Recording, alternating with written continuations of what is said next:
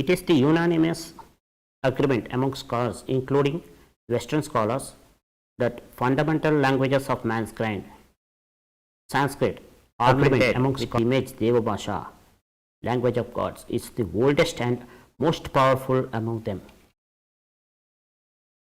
The Vedic Sanskrit literature is broadly divided into Vedic Sanskrit literature and classical Sanskrit literature.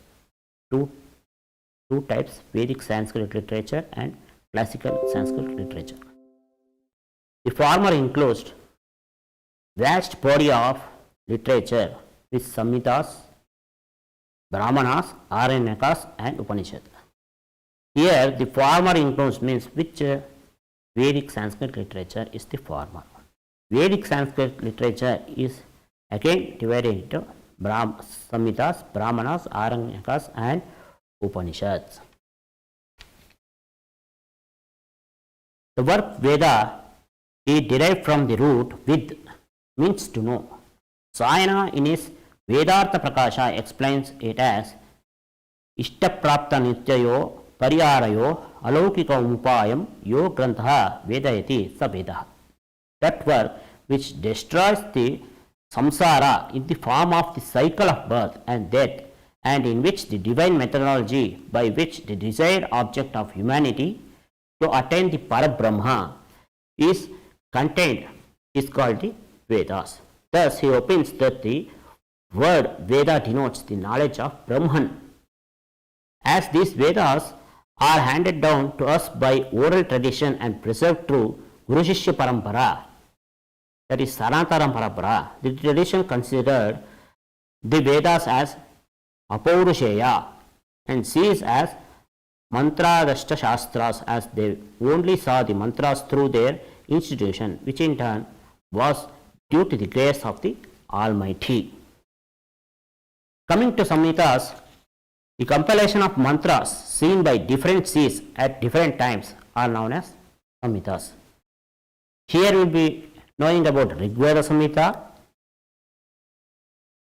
Atharvana Veda Samhita, Yajurveda Samhita and Samveda Veda Samhita. Though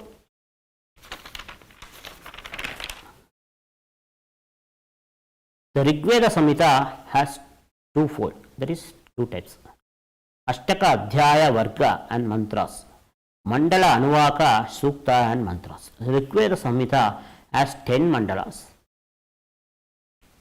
85 anuvakas, 1028 suktas and 10,552 mantras.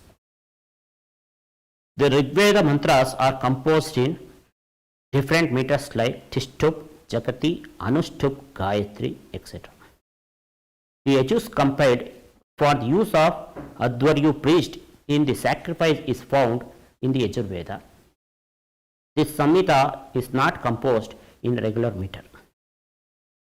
The Krishna Yajurveda and Shukla Yajurveda,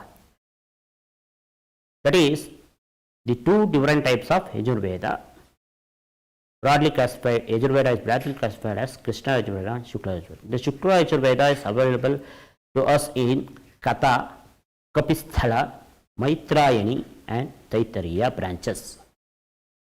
While Shukla Yajurveda consists of 40 adhyayas and is completely composed in meter. The Samaveda Samhita has a distinguished and revered place among the Vedas. The declaration Vedanam Samavedosmi of the Lord Sri Krishna in the Bhagavad Gita denotes the place of honor in this Veda. The Atharvana Veda Samhita is distinct from other Samhitas. Though we find many Rigveda mantras here, scholars opine that some mantras of the Atharvana Veda are older than the Rigveda mantras. Majority of the mantras in this Veda are Abhicharika mantras, yet there are be considerable number of sacrificial hymns, Yajnika Suktas in this Veda. Coming to Brahmanas, the Brahmanas explains the methodology of which the Samhita mantras in these sacrifices. Each branch of the Veda has its own Brahmana. The Aitariya Brahmana The Kaushitaki Brahmana belong to the Rig Veda. We have Satapata and Taittiriya Brahmanas from Yajurveda. Tandava Brahmana, Talavakara Brahmana, Mantra Brahmana, Asha Brahmana, Vansha Brahmana belong to Samaveda. And the Gopata Brahmana belongs to the Atharva Veda. These Brahmanas, distinct in the form from the Samhitas, are representatives of the oldest form of prose style in the Sanskrit language. Coming to Aranyakas, the Aranyakas deals with things that are to be studied in the forest. It contains the contemplation of the secret meaning to be undertaken in the forest by people who are in the third stage of life, that is Vanaprastha.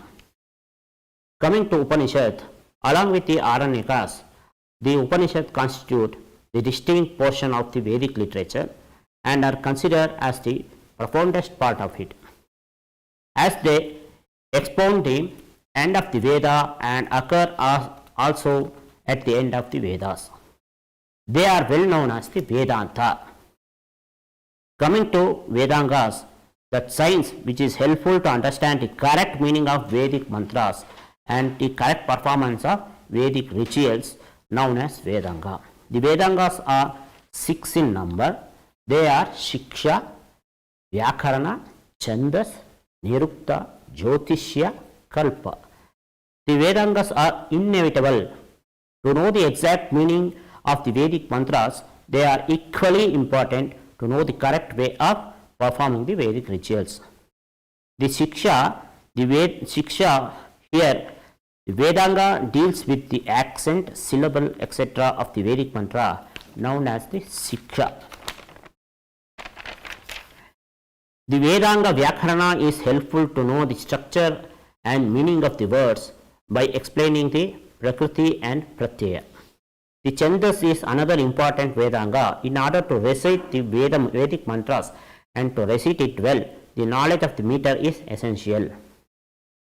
The only representative of this Vedanga available to us is the Chanda Sutra of Pingalaya Shacharya. The Nirukta, coming to Nirukta, most important among the Vedangas is the Nirukta. The aim of this Vedanga is the exposition of the meaning of the Vedic mantras. That is, exposition of the meaning of the Vedic mantras. It compiles the difficult words from Vedas and then gives us the meanings.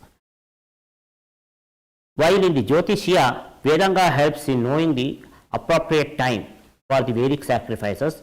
It is also known as the eyes of the Veda Pusha.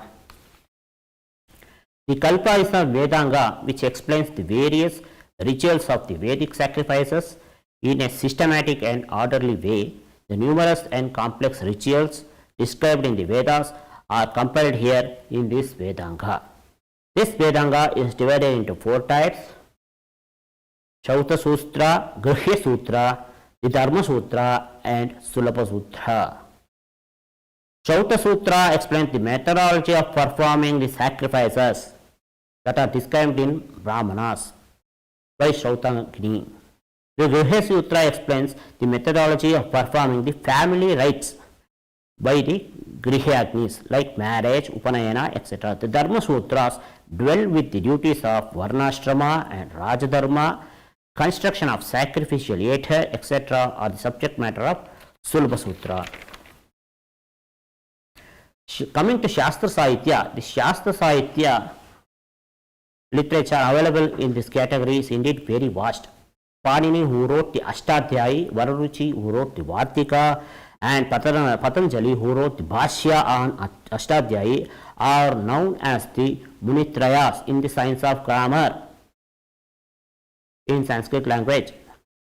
The Alankara Shastra or the politics has grown through many schools. The important poeticians who produced works of importance are Bharata, Bhamaha, Dhandi, Vamana, Udvata, Rudrata, Anandavardhana, Abhinavagupta, Kuntaka, Mahima Bhatta, Dhananjaya, Bhojaraja, Mammata, Kshemendra, Hemachandra, Vishwanatha and Jagannatha. The most important schools of Sanskrit poetics are the Rasa school, the Alankara school, the Guna school, the Dhvani school, the Vakroti school and Auchitya school.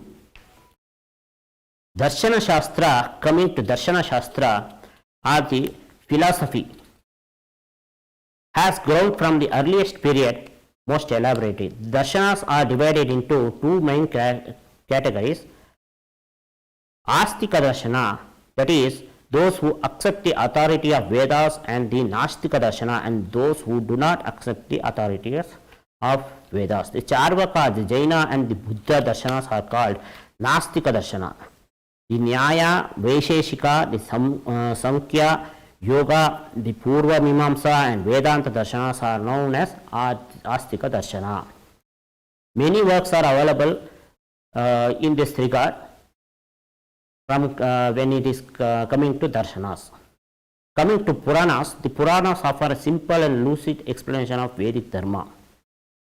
They have propagated the Indian culture and civilization to the common mass through the centuries. The meaning of the word Purana is old stories. Puranam, Achanam. The Puranas is like the Matsya Purana, Vishnu Purana, Brahmamanda Purana, etc. is the characteristics of Purana. Next, coming to the objectives, that is origin and development of Sanskrit poetry. We reach the Rigveda when we inquire about the origin of Sanskrit poetry. We find ample examples for rasas like Sringara rasa, Madhurya rasa, Alankaras like Upama and in the Rigveda mantras. Kinds of poetry. As per the saying, Kavehe Karma Kavyam, that is, the work of a poet is the poetry. A poet is one who is Krantadarshi. Brahmana, Bhamaha defines poetry as Shabdartha Saito Kavyam. Coming to the characteristics of Mahakavya, according to the poeticians, not politicians, it is poeticians, Mahakavya is the best form of poetry. Bhamaha and Dandin have elaborately mentioned the characteristics of Mahakavya, and the later poeticians have generally agreed upon it. The characteristics of Mahakavya according to Bhama are under the Mahakavya is one which is formed by compiling together of various chapters called as sargas. Dandin has given the same characteristic in different words. He has included some more topics for description to ornate poetry. The Mahakavya, city, ocean, hill, the season, the sunrise, the moonrise, the sporting in the gardens and the water, the drinking of wine, the separation of union of flowers, the marriage, the birth of son, and are the 13 constituents suggested by Dandin, that is included in the Mahakavya with Bhamaha poetry.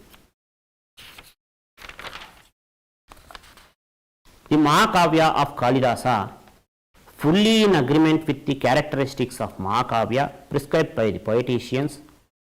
Kalidasa two poems, the Kumara Sambhava and Raghuvamsham, are the great master epics produced by him. The poetic materials, sentiments, emotions, language, style, etc. found in Kalidasa's works.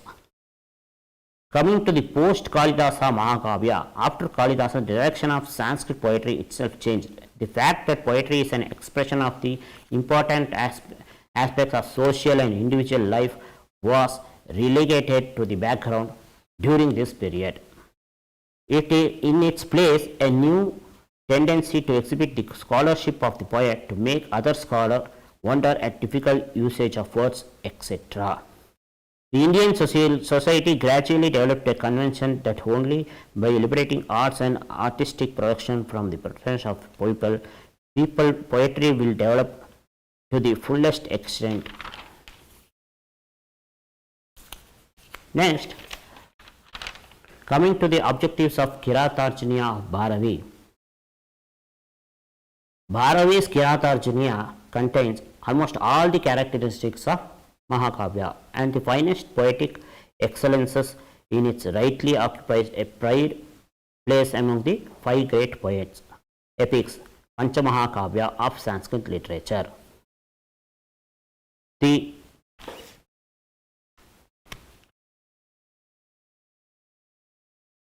Virama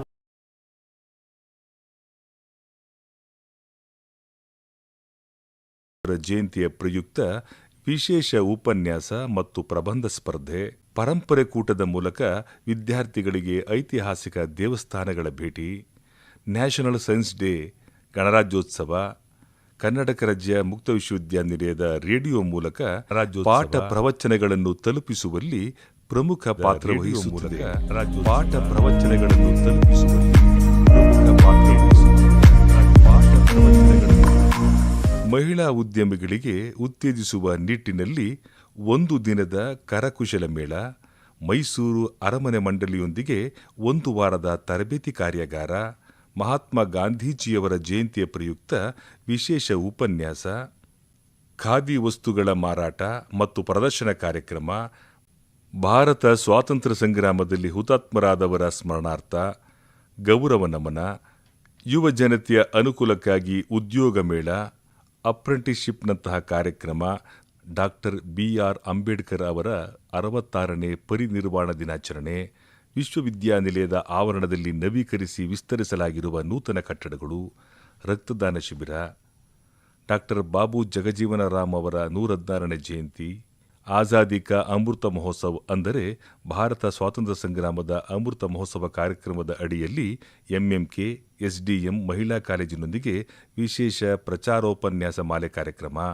ಉನ್ನತ ಶಿಕ್ಷಣದಲ್ಲಿ ಸುಶಾಸನ ಪರಿಕಲ್ಪನೆ ಮತ್ತು ಅನುಷ್ಠಾನ, ಜ್ಞಾನಪೀಠ ಪ್ರಶಸ್ತಿ ಪುರಸ್ಕೃತರ ಜೀವನಾಧಾರಿತ ಸಾಕ್ಷ್ಯಚಿತ್ರ, ಸಂವಿಧಾನದ ದಿನದ ಅಂಗವಾಗಿ ವಿಶೇಷ ಉಪನ್ಯಾಸ ಕಾರ್ಯಕ್ರಮ, ಪ್ರವೇಶಾತಿ ಬಗೆಗಿನ ಕಾರ್ಯಕ್ರಮಗಳು ನಡೆಯಿತು.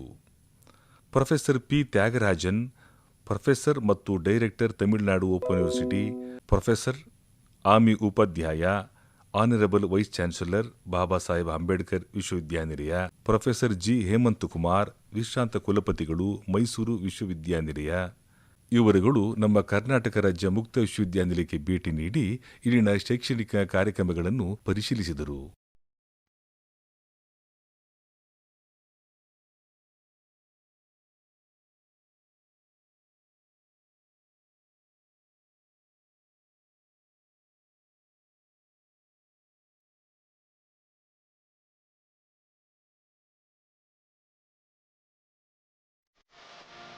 KPSC ಪರೀಕ್ಷೆಗಳನ್ನು ವಿಶ್ವವಿದ್ಯಾನಿಲಯದಲ್ಲಿ ನಡೆಸಲಾಗುತ್ತದೆ.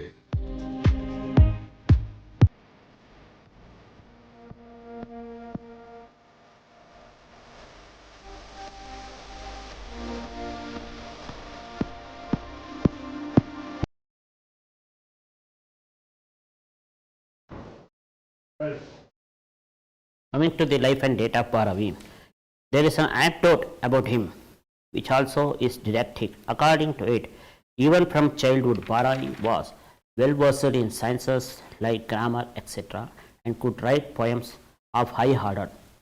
The scholars who were delighted by his poems used to go to the father and praise his great poetic talent. Concerning his own boy, Bharavi's father used to say, "He is still a child.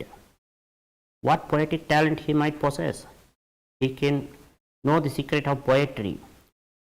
Just for a joke, listening to this kind of remark overpowered by wickedness, Bharavi thought that his father was jealous with his genius, and without killing the father, he has no future at all. Having decided to kill his father, he hid himself above the place where his father sat for taking his meals, holding a grilling stone in his hand, and waited for the opportunity. As usual, when the father sat for his meals, Bharavi's mother asked her husband, "Lord, don't be angry with what I asked, though. The scholars praise about our son Bharavi's talent in front of you. Instead of expressing joy, you pour cold water on them, as if you are not interested to hear it. Why is this?" He replied, Beloved, do you think that I don't know our son's poetic abilities and talents? No, there is no doubt about his scholarship, but even though others delight in his capabilities and praise him, we should not do so in front of him if we wish his well being. Only for this reason I show a cold response, and not that I am jealous of him or he is ignorant. Bharavi was waiting to kill his daughter. His father overheard this and repented for the wickedness and ignorance and approaching through another route, prostrate before his father and asked him, Forgive him. Father, what is the punishment for the whole? One wishes death to an old wise father by ignorance. Father replied, Son, for such a person, 6 months stay in his father-in-law is enough. Without a reply, thinking about the rightness of the punishment, Bharavi bowed to his parents, confessed his wicked plans, and set out along with his wife to stay in the father-in-law's house. The father-in-law and the mother-in-law were very happy to see their scholarly son-in-law, who arrived after a very long interval of time and gave him royal treatment. But when they noticed that there is no sign of return of their son-in-law, the royal treatment turned to disrespect.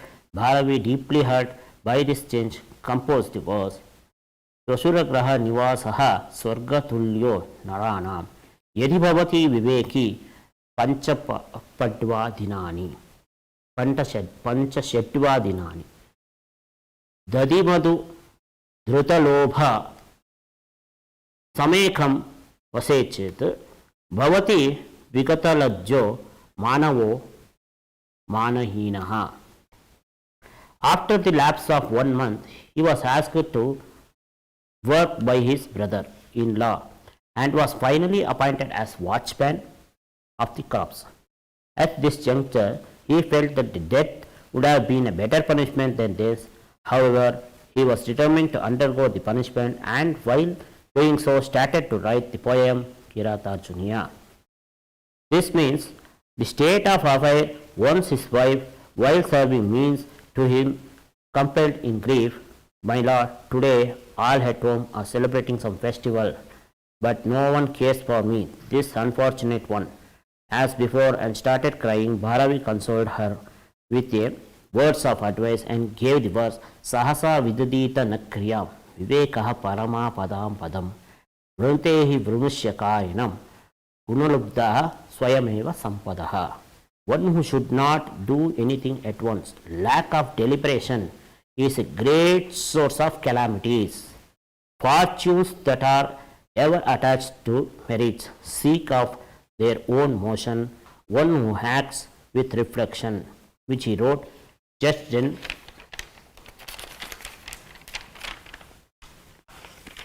and told, Beloved, sell these words and you will get the necessary money. One merchant bought it from the 100 gold coins, and after the completion of 6 months of punishment, Bharavi returned to this village. That is, Bharavi returned. He showed his gratitude and all to his wife and all over the years and wrote this poem. Once he was sitting on a grass, wrote this poem on a palm leaf and just pushed it. It was then taken by a great king. He read that and he gold plated that poem in his bedroom. Every day while he was awakening, he saw the poem and he was doing his duties. One day he saw his wife and some other person sleeping with his wife, and he took a sword to kill them. Before he killed them, he saw the poem written on the wall. Then he broadly elaborated, asked them, lifted them, and asked. Seeing that, he saw his wife was sleeping with his son, not the other person. He was very emotional. He got a lot of cries in his eyes, and he called upon the Bharavi poet of cries. He honored him with a lot of gold coins and lot of gold coins with some name also. And this way, Bharavi's poet has recognized into a great scholar. Viramatolana.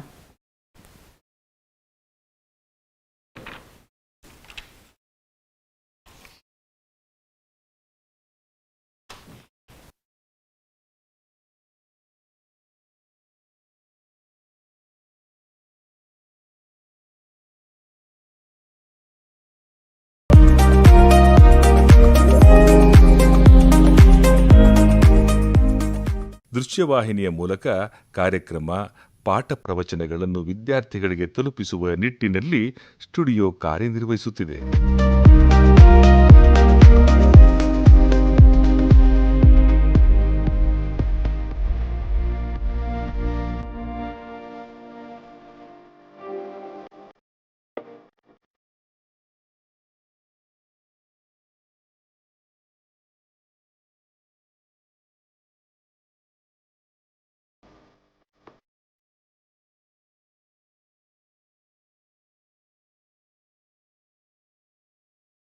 ಹೀಗೆ 10 ಹಲವು ಕಾರ್ಯಕ್ರಮಗಳನ್ನು ಹಮ್ಮಿಕೊಳ್ಳಲಾಗಿತ್ತು.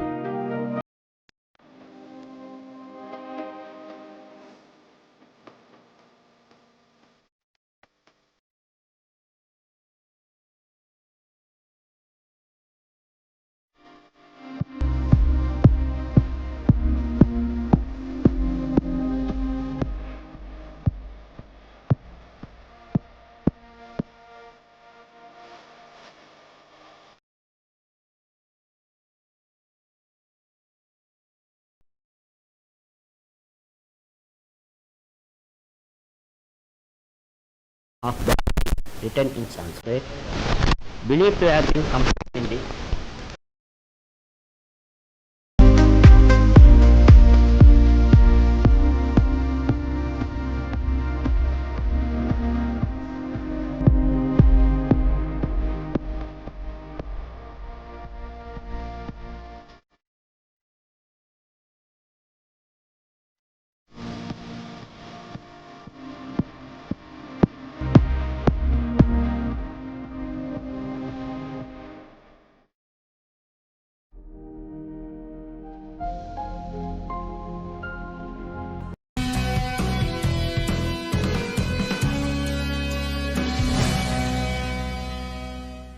ಕರ್ನಾಟಕ ರಾಜ್ಯ ಮುಕ್ತ ವಿಶ್ವವಿದ್ಯಾನಿಲಯವು ಉನ್ನತ ಶಿಕ್ಷಣ is an epic poem of Bharavi in Sanskrit, believed to have been composed in the 6th century or earlier. It consists of 18 cantos describing the combat Lord Shiva. Along with the combat of 18 cantos Charita and Shishupala Vada. It is one of the larger 3 of 6 Sanskrit Mahakavyas. It is noted among Sanskrit critics both for its gravity and its forceful and sometimes playful expression. The Kiratarjunya predominantly features the Veera or the mood of valor. It expands upon a minor episode of Vanaparva. The Pandavas are exiled in the forest. Draupadi and Bhima incite Yudhishthira to declare war with the Kauravas. While he does not relent, finally Arjuna, at the instruction of Indra, appeases God Shiva with Vinay's tapasya in the forest. Pleased by his authority, Shiva decides to reward him. When a demon named Muka, the form of wild boar, charges toward Arjuna, Shiva appears in the form of Kirata, a wild mountaineer. Arjuna and Kirata simultaneously shoot an arrow at the boar and kill it. They argue over who shot first, and a battle ensues. They fight for a long time, and Arjuna is shocked that he cannot conquer this Kirata. Finally, he recognizes the god and surrenders to him. Shiva, pleased with his bravery, gives him the powerful weapon, the Pashupatastra. Apart from the Arjuna, no one possessed Pashupatastra in the Mahabharata.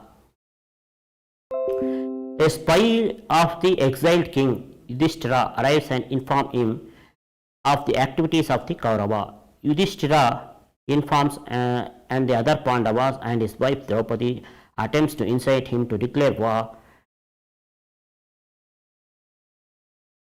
upbraiding him for stupidly accepting the exile rather than breaking the agreement and declaring war to regain what is rightfully theirs. Bhima supports Draupadi, pointing out that it would be shameful to receive their kingdom back as a gift instead of winning in a war, but Yudhishthira refuses with a longer speech. Meanwhile, the sage Vyasa arrives. Vyasa points out that the enemy is stronger and they must use their time-taking actions that will help them to end their exile. He instructs Arjuna to practice ascetism, tapasya, and propitiate Indra to acquire divine weapons for an eventful war. Arjuna departs after being reminded by Draupadi of humiliations she has suffered. Arjuna is led by Yaksha to the Indrakila mountain, which is described in great detail. Arjuna begins his intense authorities, the severity of which causes disturbance among the gods. Meanwhile, a celestial army of maidens, Apsaras, maidens means Apsaras, sets out from heaven in order to eventually distract Arjuna. Description of their passage through the heavens. The nymphs enjoy themselves on the mountain. Description of the night with celebration of drinking and lovemaking. The nymphs attempts to distract Arjuna, accomplished by musicians, and making the best feature of all 6 seasons appear simultaneously. However, they fall, as instead of Arjuna falling in love with them, they fall in love with Arjuna instead. Finally, Indra arrives as a sage, praises Arjuna's asceticism, tapasya, but criticizes him for seeking victory and wealth instead of liberation. The goddess of fortune is fickle and indiscriminate. Arjuna stands his ground, explaining his situation and pointing out that consolation of evil people would lead one into doing wrong actions among themselves. He gives a further long speech that forms the heart of the epic on right conduct, self-respect, resoluteness, dignity, and wisdom. Pleased, Indra reveals himself to his son and asks him to worship Shiva. Arjuna begins severe authorities, that is tapasya, and on being implored by the other ascetics, Shiva takes the form of Kirata and arrives to meet Arjuna. Both Arjuna and Kirata shoot the boar. Arjuna goes to retrieve his arrow and one of the Kiratas quarrels with him. Arjuna and Shiva fight. Arjuna fails and finally realizes whom he is facing and surrenders to Shiva and wins his benediction. Thank you all of you.